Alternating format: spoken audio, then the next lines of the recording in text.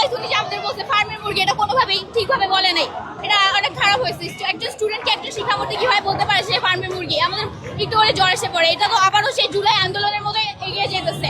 স্টুডেন্টদের এটা বলে কোনোভাবেই ঠিক হয় নাই।